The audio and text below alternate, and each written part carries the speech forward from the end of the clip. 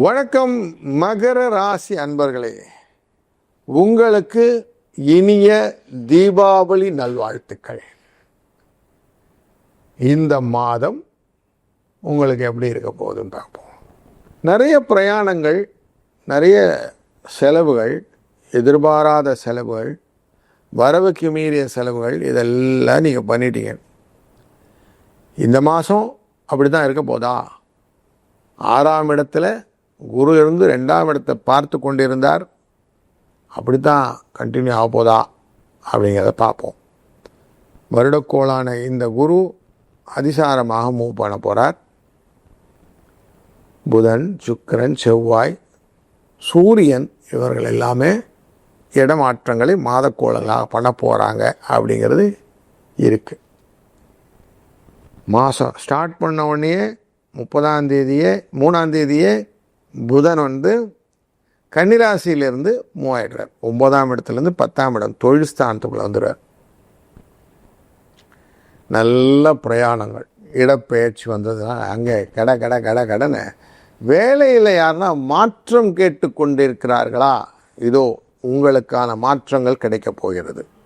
புத்திசாலித்தனமாக நல்ல இன்டலெக்சுவல் வேல்யூஸ்லாம் வச்சுருக்கீங்களா? உங்களுக்கான ரெகக்னிஷன் கிடைக்க போகிறது. புதுசாக மாற்றி யோசிக்கிற திறமை இருக்குதா?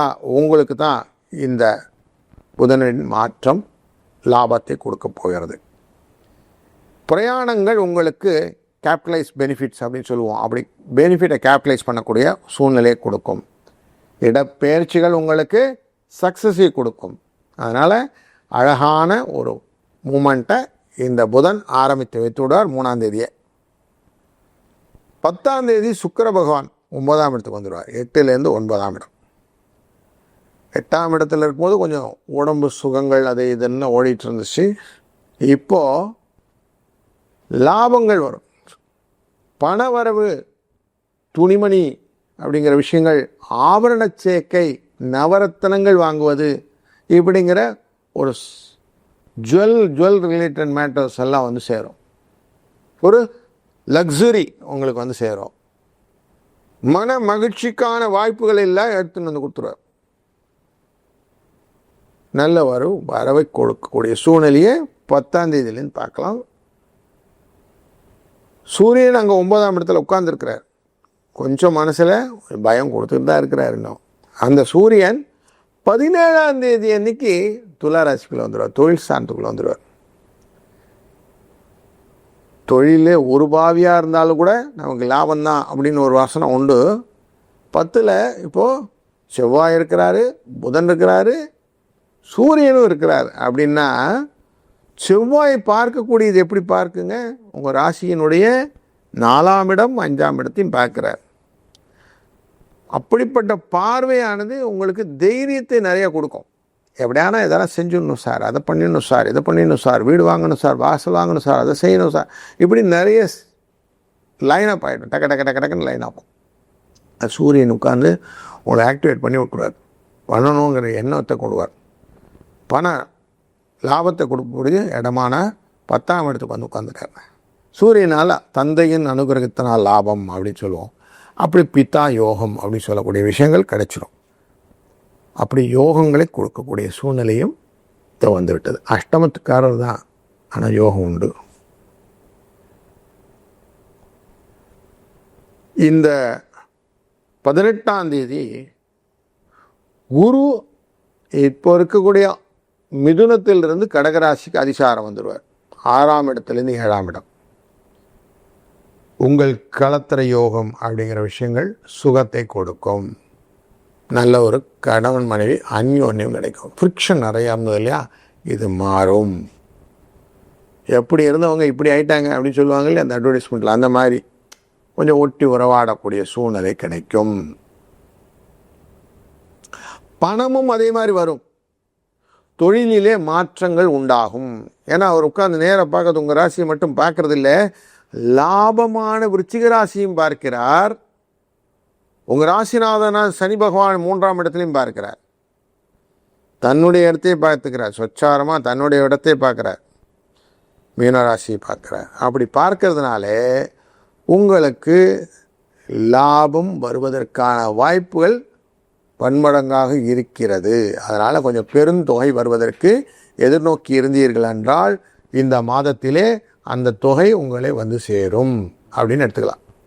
18ஆம் தேதி மேலே. 24ஆம் தேதி விருச்சிக ராசிக்காரருக்கு செவ்வாயும் வந்துடுவார். 27ஆம் தேதி புதனும் வந்துடுவார். செவ்வாய் புதன் 2 பேருமே 24 27 வந்து லாபஸ்தானத்தில் வந்து உட்காந்துருவாங்க. இப்போ உங்களுக்கு ஃபுல்லாகிடும். சூரியன் 10ஆம் இடத்துல, 11ஆவது இடத்துல செவ்வாயும் புதனும் பார்வையில் குரு அப்படின்னு இருந்துன்னா நீங்கள் எதை செஞ்சாலும் லாபம் கொடுக்குமா கொடுக்காதா? நண்பர்கள் வழி லாபம் கொடுக்குமா கொடுக்காதா? அப்போ யோகமான காலத்தில் இருக்கீங்களா? ஆமாம், நீங்கள் யோகத்தில் தான் இருக்கிறீர்கள். மனதிலே தன்னம்பிக்கை வளரும். சில பிரச்சனைகளுக்கு தெளிவான யோசனைகளை அழகாக எடுத்துக்கொள்ளுங்கள். வீட்டிலே கலகலப்பான சூழ்நிலைகள் உண்டு. பிள்ளைகள் வழியிலே நல்ல விஷயங்கள் எல்லாம் செய்ய முடியும். நண்பர்கள் வழியிலே நல்ல விஷயங்கள், மகிழ்ச்சியான செய்திகள் வந்து சேரும். சகோதரர்கள் மூலியமாக அனுகூலமான செய்திகள் உண்டு. தந்தையுடன் அனுகிரகமான சூழ்நிலையும் உண்டு. அவர்களை அனுசரித்து செல்லும்போது லாபம் உண்டு. இப்படி எதிர்காலம் குறித்து நீங்கள் கவலைப்படாது கொஞ்சம் முதலீடுகள் விஷயத்தில் யோசித்து எடுத்து வைக்கணும். ரெய்னி டே சேவ் பண்ணணும். ரொம்ப நல்ல நேரம் வரும்போது பணம் வரும்போது எடுத்து சேவ் பண்ணி வைக்கணும். அதை மட்டும் செலவாக்கிறாமல் வச்சுக்கிட்டிங்கன்னா லாபம் உண்டாகும். அப்படிங்கிறத கரெக்டாக வச்சுக்கிடுங்க. கொடுத்த பணம் திரும்பி வரும் அப்படிங்கிறதும், புதுசாக கடன் வாங்குறது மட்டும் கொஞ்சம் அவாய்ட் பண்ணிவிடுங்க அப்படிங்கிறதும் அட்வைஸாக எடுத்துக்கிடுங்க. வேலை மாற்றங்கள், வேலை கிடைப்பது, இடமாற்றங்கள் இதெல்லாமே நடக்க போகிறது. தொழிலிலே நல்ல ஒரு வளர்ச்சியை கொடுக்கக்கூடிய நல்ல மாதம் உங்களுக்கு யோகமாக அமைய போகிறது. அழகாக கேபிட்டலைஸ் பண்ணிக்கிறது உங்களுடைய கடமை.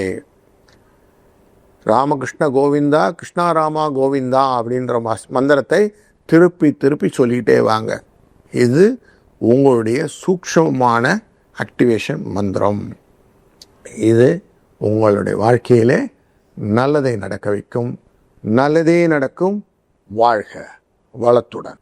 நாம் அக்டோபர் மாதத்தினுடைய பலன்களை துல்லியமாக கணிக்க இருக்கிறோம். எல்லா ராசிக்கும். இந்த ராசிக்கு கணிப்பது அப்படிங்கிறது குரு எப்படி மூவ் ஆறார் அப்படிங்கிறத பார்க்குறோம். சூரியன் எப்படி மூவ் ஆறார் பார்க்குறோம். செவ்வாய் எப்படி மூவ் ஆறார் பார்க்குறோம். குருங்கிறவர் வருடக்கோள். இந்த செவ்வாய், சூரியன், புதன், சுக்கிரன் இவர்களெல்லாம் மாதக்கோட்கள். இவங்கெல்லாம் எப்படி மூவ் ஆறாங்கன்னு பார்ப்போம். ஆனால் ஒவ்வொருத்தருக்கும் தனிப்பட்ட ஜாதகம்னு ஒன்று இருக்குது இல்லைங்களா? அந்த ஜாதகத்தில் லக்னம் அப்படின்னு வச்சுருப்பான், லான்னு போட்டிருப்பாங்க. அப்படி லக்னத்தின் அடிப்படையில் பார்க்கும்போது இன்னும் தெளிவாக உங்களுடைய ஜாதகத்தை நம்ம கணிக்க முடியும். அப்படிங்கிறதுனால இந்த காணொலியை பொது ஜாதகமாக பார்த்து விடுங்கள். உங்களுடைய தனிப்பட்ட ஜாதகம் பார்ப்பதற்கு அவசியம் எங்களுடன் தொடர்பு கொள்ளுங்கள். எங்களால் இயன்ற உதவியை உங்களுக்கு செய்கிறோம். வாழ்க வளத்துடன்.